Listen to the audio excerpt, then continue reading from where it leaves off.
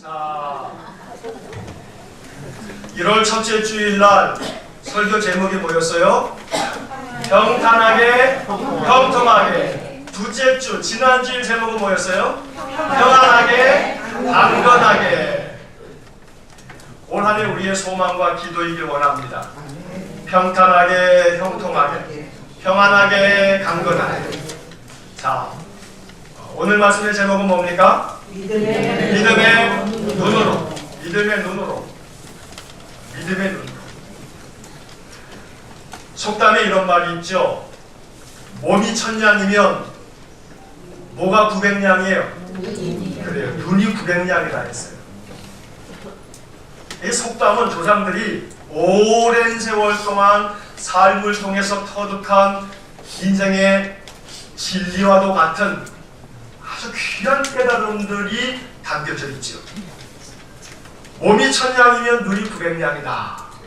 자, 그만큼 뭐가 중요하다는 얘기입니까? 눈이 중요하다는 얘기. 눈이. 자, 그리스도인의 인생에서 인생을 살아가는데 우리 신자들에게 필요한 것들이 뭘까? 900냥이나 되는 눈만큼이나 우리의 신앙에서 중요하고 중요한 것, 그것을 믿음이구나, 믿음이다 라고 보는 것이 오늘 말씀의 이제 주안점입니다. 우리의 신앙이 천냥이면 믿음은 900냥이다, 이렇게 말하고 싶은 겁니다. 자, 복음서를 읽다 보면 예수님께서 많은 사람들에게 은혜를 베푸시는데, 마가복음 5장을 읽다 보면 12해 동안 혈루증을 앓았던 여인 이야기가 나오죠. 여러분도 잘 알 겁니다. 이 여인이 아무리 어디를 가도 자기 병을 고칠 수가 없어요. 가진 재산을 다 허비할 정도로 많은 의원을 찾아갔지만 소용이 없었어요. 예수님이 그 동네에 지나간다는 소문을 듣고 예수님은 많은 병자들을 고친다더라. 그래서 그 여인이 어떻게 합니까? 예수님 오신다는 그곳을 찾아가죠. 사람들이 너무나 많았어요. 어떻게 합니까? 여인의 마음속에 믿음을 가지고 내가 저 예수님 뒤에 가서 옷이라도 그냥 만지기만 해도 내가 낫겠다 하는 그런 마음 가지고 사람을 삐집고 들어가서 예수님께 말도 못 붙이고 그냥 슬그머니 뒤에 가서 옷자락 하나 딱 붙잡았죠. 그때 예수님의 능력이 이 여인에게 임했습니다. 여인이 자기 몸이 나음을 얻은 것을 그 즉시로 느꼈단 말이에요. 몸이 느꼈어요. 예수님도 능력이 나간 것을 느끼셨어요. 누가 나를 만졌느냐? 제자들은 주님, 사람들이 이렇게 많아서 지금 막 밀리고 밀리는데 밀리면서 그러지 않았겠어요? 주님은 알아차린 거죠. 그렇지 않다는 것을. 여인은 두려운 마음에 주님 앞에 나아갑니다. 주님께서 이 12의 혈루증 앓았던 여인에게 들려주셨던 마지막 말씀을 여러분 잘 아실 거예요. 마가복음 5장 34절을 보면 따라 내 믿음이 너를 구원하였으니 내 병에서 너여 건강할지어다. 따라 너의 믿음이 너를 구원했다. 다른 것이 아닌 예수님은 그 여인을 보고서 너의 믿음이 너를 구원했다 라고 말씀해 주셨죠. 자, 예수님께서 여리고를 지나는데 저 먼 발치에서 한 맹인이 소리를 치는 거예요. 다윗의 자손 예수여, 다윗의 자손이여, 나를 불쌍히 여기소서, 나를 불쌍히 여기소서. 소리를 치는 거예요. 사람들이 막 야단을 해요. 조용히 하라고. 조용히 하라고 야단치면 야단칠수록 더 소리를 치는 거예요. 다윗의 자손이여, 나를 불쌍히 여기소서. 주님이 그를 불러요. 주님이 널 부르신다. 주님이 불러서 내가 너에게 뭘 해주기를 원하느냐? 주님, 내가 보기를 원합니다.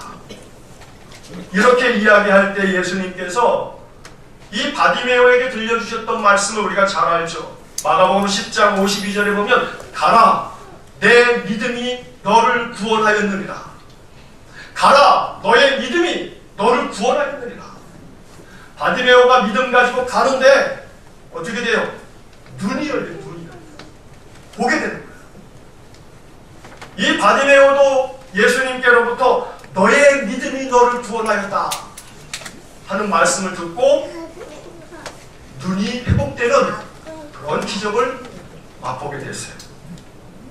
자, 마태복음 15장을 보면 귀신 들린 딸 때문에 이 한 엄마가 애간장이 녹아요. 너무 괴로워요. 자식이 아프면 부모는 내가 더 아팠으면 하는 마음이죠. 그 아픈 건 내가 다 가져왔으면 싶은 게 부모의 마음 아닙니까? 특히나 내 배로 낳은 어머니의 마음은 내가 저 병을, 그 병에 갑절을 내가 짊어지더라도 저 아이가 낫기만 한다면 하는 마음이 어머니의 마음 아니겠습니까? 이 여인이 예수님께 내 딸이 귀신 들렸으니 어떻게 합니까? 하면서 의뢰를 구해요.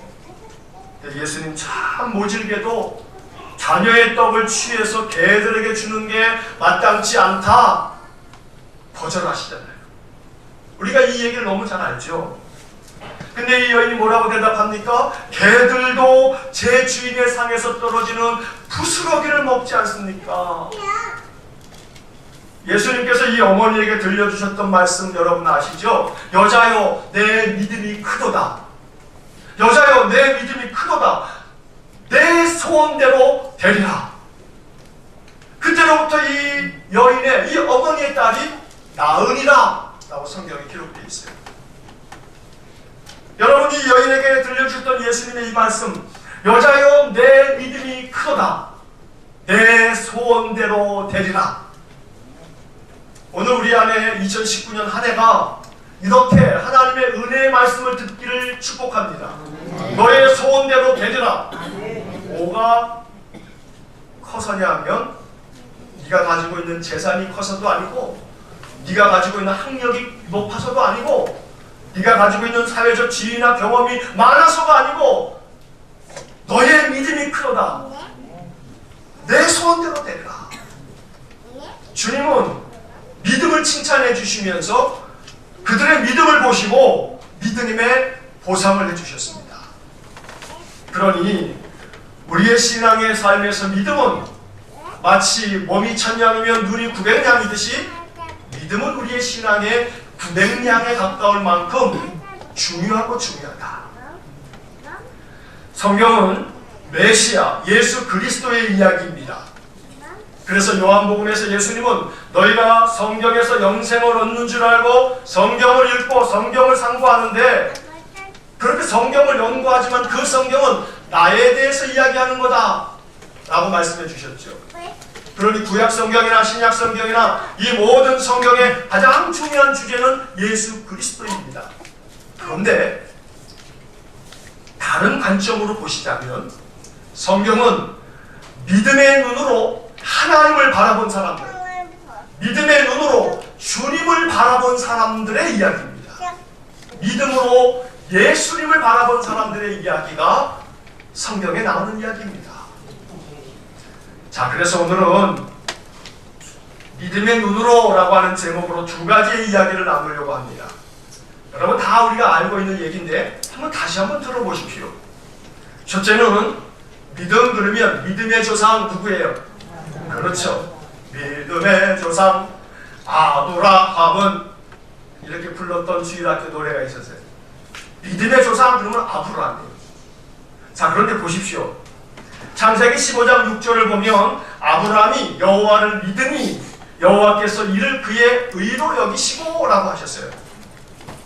하나님이 아브라함을 보시면서 아브라함의 다른 걸 보신 게 아니에요. 그의 믿음을 보셨어요. 여호와를 아브라함이 믿으니 그 믿음을 보시고 하나님은 아브라함을 의롭게 여기셨어요. 그런데 중요한 거 한 가지는 잊지 마셔야 돼요. 아브라함의 믿음이 처음부터 온전했던 것이 아니라는 거예요. 이게 대단히 중요해요. 아브라함의 믿음이 처음부터 날 때부터 믿음이 온전하지 않았다는 거예요. 처음부터 큰 믿음이 아니었어요. 우리처럼 연약하기 그지없는 믿음이었단 말이에요. 이게 중요해요. 자, 왜 그러냐 하면 그 뒤에 보게 되면 창세기 15장에서 하나님께서 아브라함에게 뭐라고 말씀하셨냐면 너의 몸에서 날 자가 너의 상속자가 될 거다 라고 말씀했어요. 너의 몸에서 날 자가 너의 상속자가 될 거다. 그런데 그 다음 창세기 16장을 보게 되면요, 15장에서 분명히 아브라함에게 너의 몸에서 날 자가 너의 상속자가 될 거다. 그때는 아브라함의 아내가 누구였냐면 사레였어요. 사레. 그러면 당연히 누구를 통해서 상속자가 나오는 거예요? 사레를 통해서 상속자가 나오는 거예요. 근데 아브라함이 그렇게 약속을 받았지만 그것을 온전한 마음으로 믿고 바라보고 의지하는 것이 많이 부족했던 듯 싶어요. 창세기 16장에 보면 이런 구절이 나와요. 2절에 보면 아브라함이 사레의 말을 들으니라. 누구 말 들었다고요? 사레의 말 들었어요. 그 사레의 말 듣고 뭐 했냐면, 여보 안 되겠어요. 하나님이 우리에게는, 나에게는 자식을 주지 않으실 모양이에요. 그러니 우리 지역, 우리 지금 이 사는 시대의 풍속대로 내 이 하인 하가를 당신에게 줄 테니 당신 첩으로 맞아서 하가를 통해서 자식을 낳아야 되지 않겠어요? 15장에서 하나님이 너의 몸에서 날 자가 너의 상속자가 될 거다 했지만 16장에서 한 장 건너뛰니까 하나님의 말씀을 들은 게 아니라 아브라함이 사레의 말을 들으니라. 그래서 누구를 낳아요? 이스마엘 낳죠. 그래서 이스마엘 낳아가지고 그 이스마엘로 인해서 사실은 참 많은 괴로움을 당해요. 이스라엘 역사가 말해요. 자, 그러면 하나님께서 이 이스마엘을 낳을 때 나이가 아브라함이 몇 살이라고 되어 있냐면 86이에요. 자, 86에 이스마엘을 낳고 아브라함의 마음속에 아이고 이게 상속자인가 보다 라고 하는 생각이 들었을지 몰라요. 근데 13년이 지났어요. 13년이 지나 아브라함이 99, 99세가 됐을 때 하나님 다시 찾아오셨어요. 너에게 상속자는 너의 아내 사라의 몸에서 날 자다 라고 하나님 다시 말씀해 주세요. 자, 그때 아브라함이 어떻게 하셨는지 여러분 아실 거예요. 창세기 17장 17절에 보면요, 재밌는 구절이 나와요. 아브라함이 엎드려 웃으며 마음속으로 이르되 100세 된 사람이 어찌 자식을 낳을까? 사라는 90세니 어찌 출산하리요? 이 말이 맞아요? 틀려요? 맞죠? 이 말이 맞아요. 아이고 99세인 아브라함에게 하나님 찾아오셔서 내년 이맘때에 네가 아들을 낳을 거다. 누구를 통해서? 사라를 통해서. 네 아내 사라를 통해서. 그러니 아브라함이 하나님 앞에 엎드리긴 엎드리지만 엎드려서 뭐 한다고 돼 있어요? 웃어요. 이게 웃는 게 좋아서 웃는 거예요? 비웃는 거예요? 아이고 참 하나님 웃기시네. 아마 우리 같으면, 사람 같으면 그런 말 할 거예요. 아이, 저 양반 정신 나갔네. 내 나이 99세인데 내 아내가 90세인데 지금 뭔 소리야?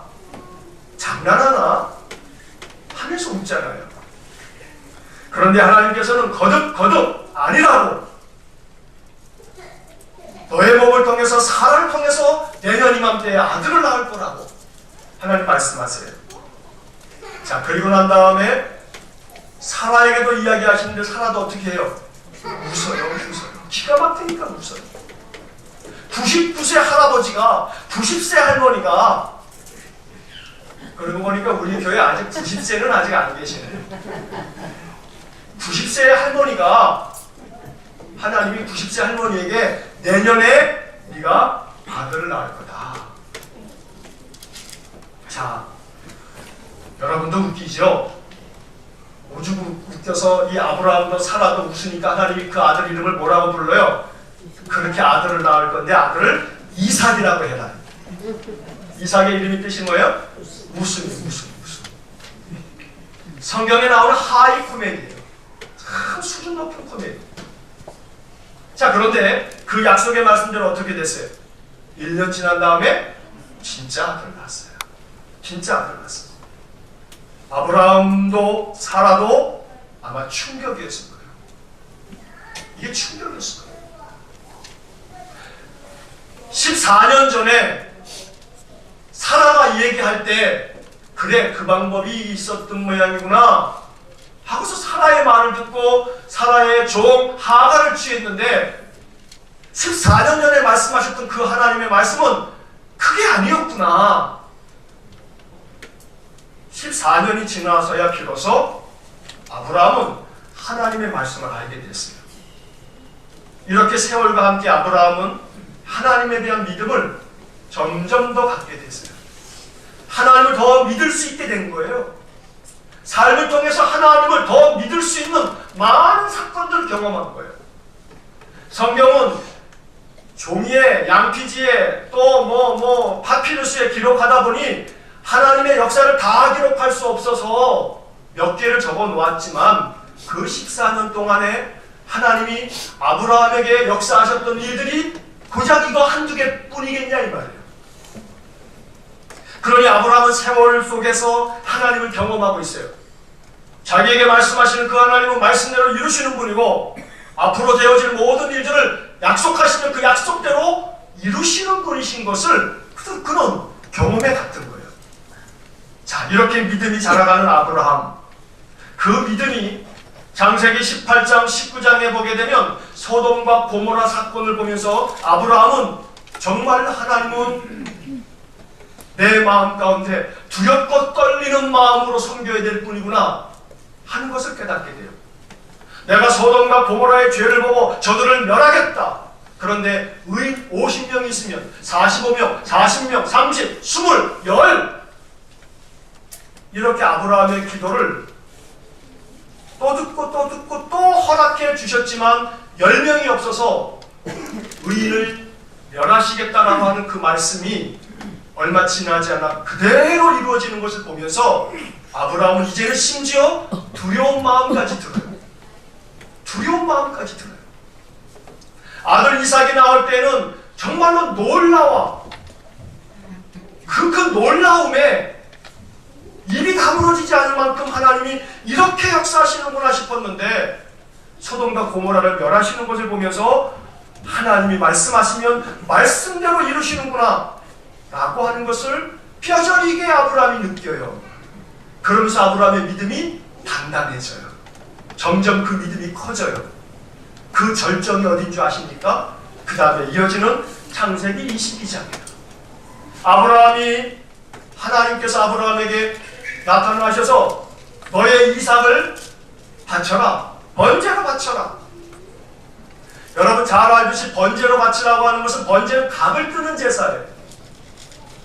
자질을 절단하는 거예요. 피를 다 빼는 거예요. 그래서 피와 함께 그 몸뚱아리도 다 태워드리는 제사가 번제예요. 짐승도 아닌 자식을 번제로 드리다니. 그런데 그 이야기를 너무나 잘 알기 때문에 중간의 이야기는 제가 생략하겠습니다. 자, 아브라함이 아들 이삭과 함께 가면서 산등성이로 올라갈 즈음에는 종들에게는 여기 있으라 하고 나무 장작더미를 아들에게 짊어매게 하고 그리고 올라갑니다. 아들 이삭이 묻죠. 아버지, 장작도 있는데 드릴 재물은 어디 있나요? 그때 아브라함이 그 아들 이삭에게 한 말을 여러분 아실 거예요. 창세기 22장 8절에 내 아들아, 번제할 어린 양은 하나님이 자기를 위하여 친히 준비하시리라 라고 말씀하세요.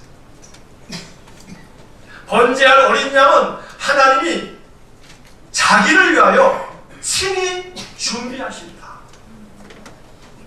그리고 우리가 잘 알듯이 아브라함이 이 이삭을 팔로 내리치려고 할 때 하나님은 급하게 아브라함을 부르고 멈추게 한 후에 그리고 그의 믿음을 인정해 주시고 칭찬해 주시죠.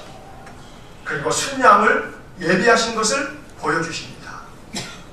여러분, 오늘 이 믿음의 눈으로의 첫 번째 이야기는 아브라함의 이야기예요. 아브라함이 처음부터 믿음이 굳건한 사람이 아니었어요. 큰 믿음이 아니었어요.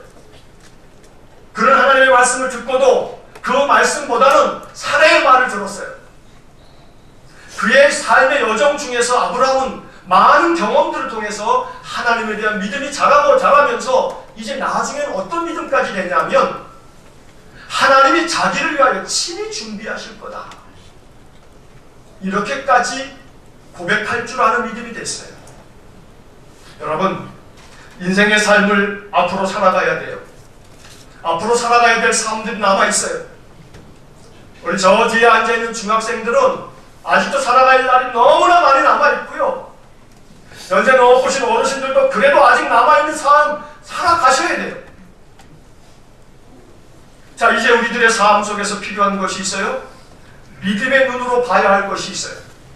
다 같이 한번 따라해 보십시오.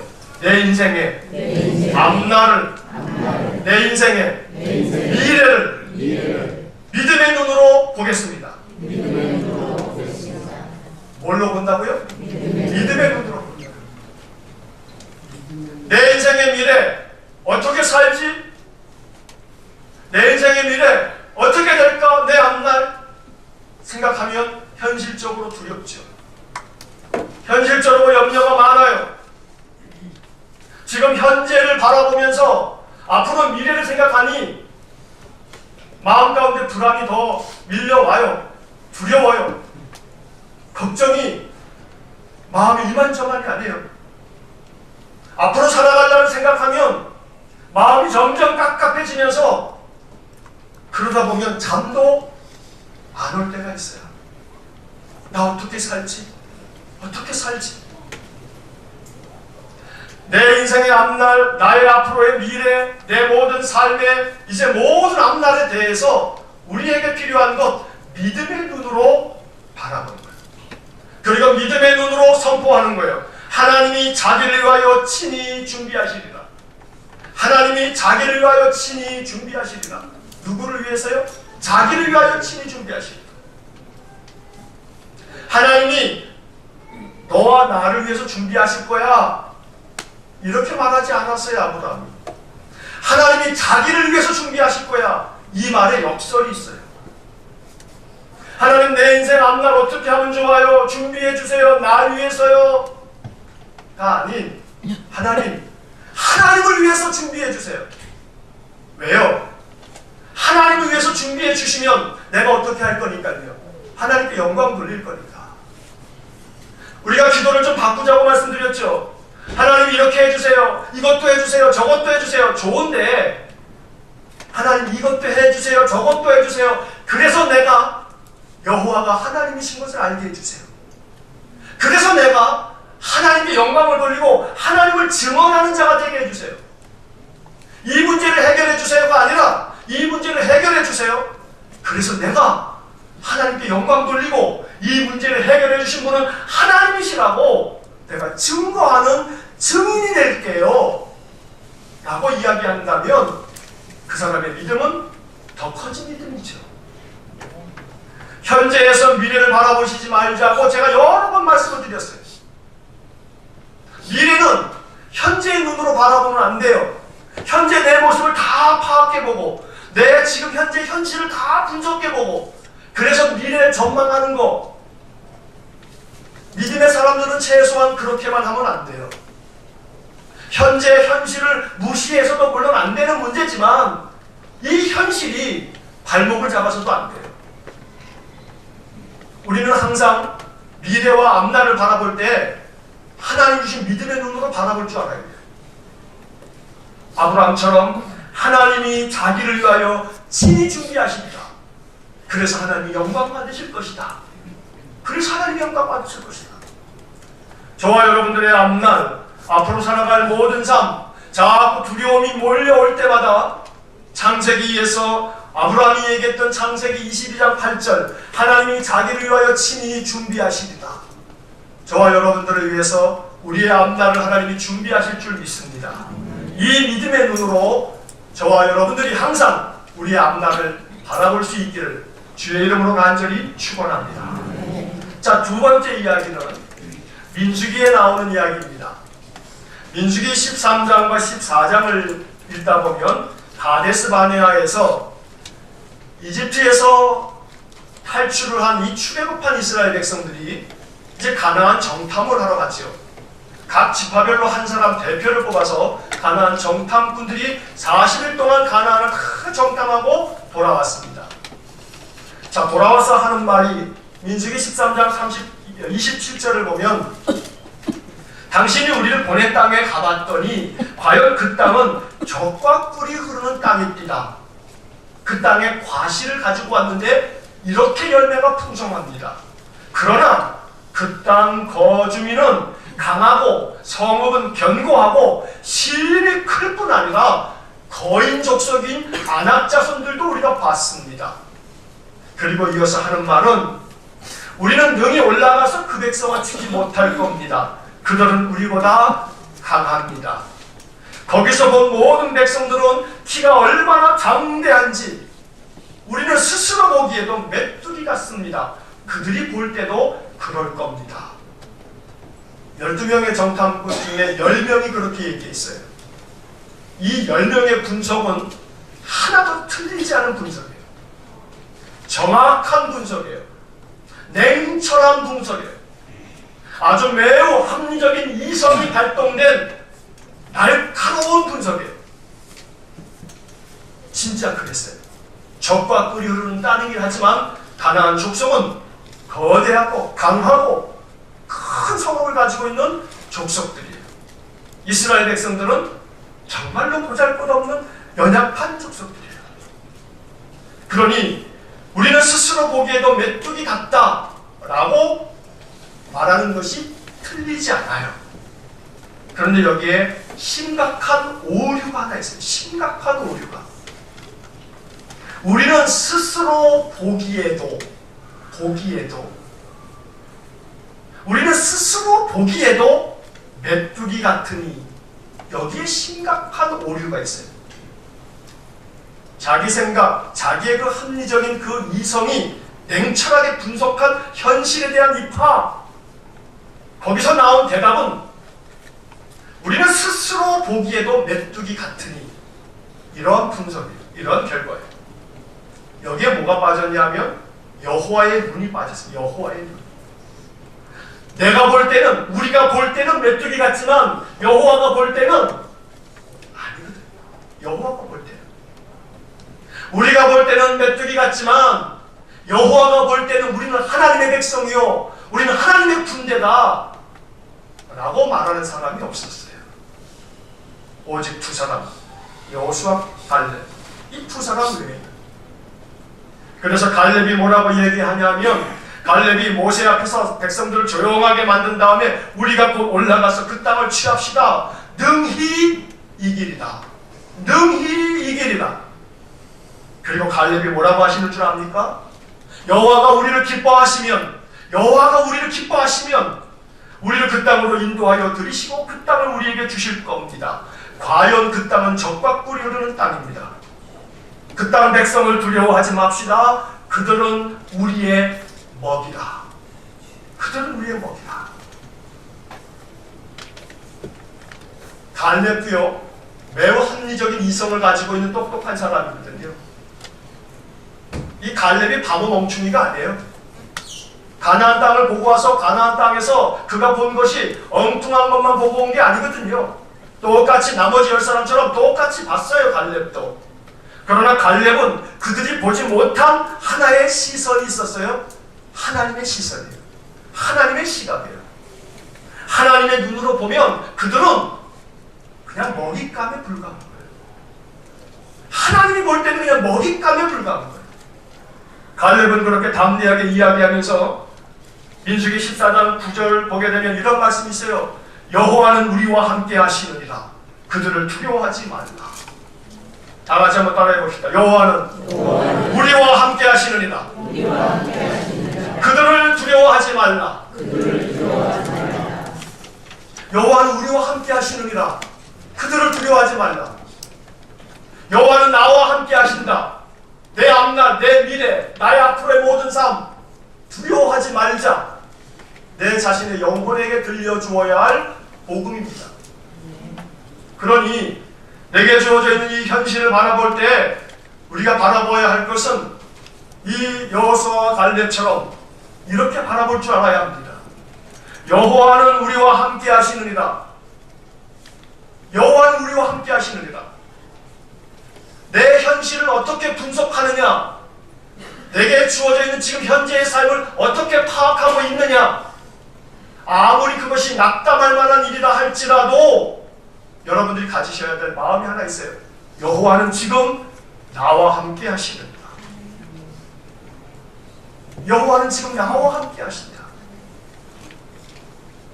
오늘 이러한 시선이 있을 때, 이렇게 믿음으로 바라볼 때, 이러한 믿음을 가지고 있을 때 무엇을 바라본들 두려울 게 없어요. 내게 닥쳐있는 어떤 문제를 바라본들 두려울 게 없어요. 이 믿음의 눈을 바라본다는 말이에요. 먼 미래는 여호와께서 친히 준비하시리라. 지금 주어진 현실은 여호와께서 우리와 함께 하시느니라. 이 두 가지 시선을 갖자고요. 앞으로 다가올 앞날에 대해서는 앞으로 여호와께서 친히 준비하실 거다. 지금 현재는 여호와가 지금 나와 함께 계신다. 이 두 가지 시선을 가지고 있자고요. 안경 쓰신 분들이 많으신데 저도 안경을 쓴 지가 꽤 오래됩니다. 제가 중학교 3학년 때부터 안경을 썼어요. 오래됐죠?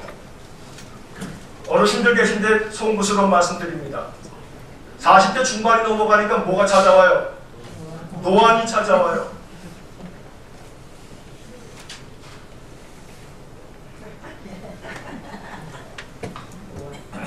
최근에 누구도 지휘자님하고 반주자님이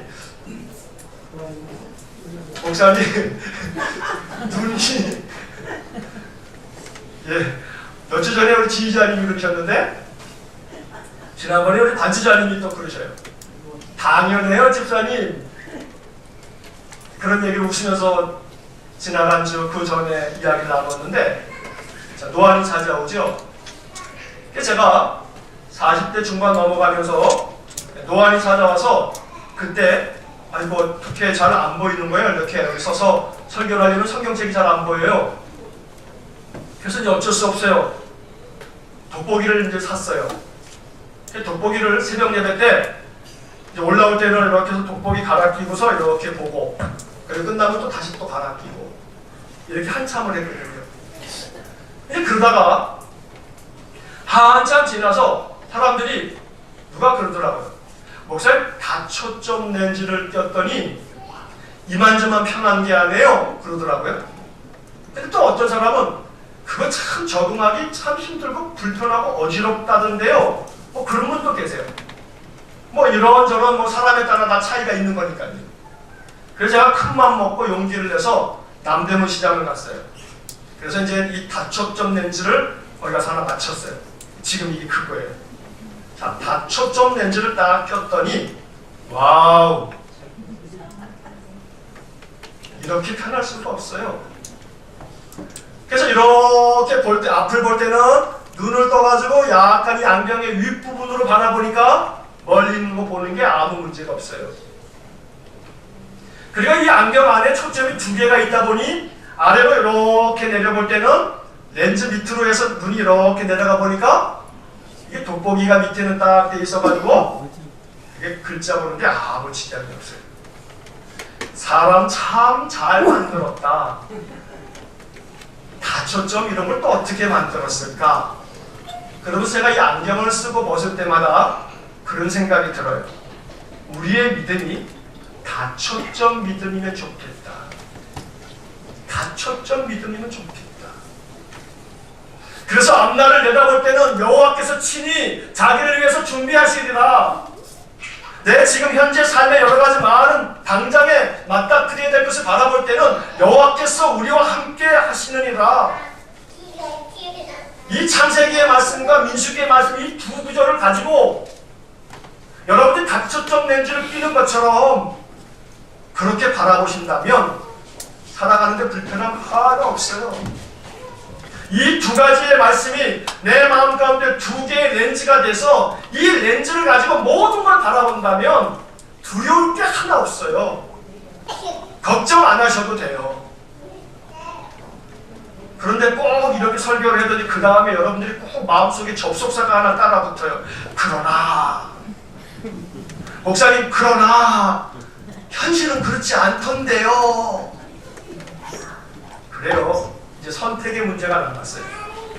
현실을 붙잡고 그저 불안해하면서 괴로워하면서 사실든지 믿음의 눈을 붙잡고 담대하게 떨쳐내면서 그렇게 평강을 누리며 살 건지, 여러분 현실을 냉철하게 잘 파악해서 현실에 기반해서 인생을 살아가는 것이 필요해요. 그게 불필요하다는 얘기가 아니에요.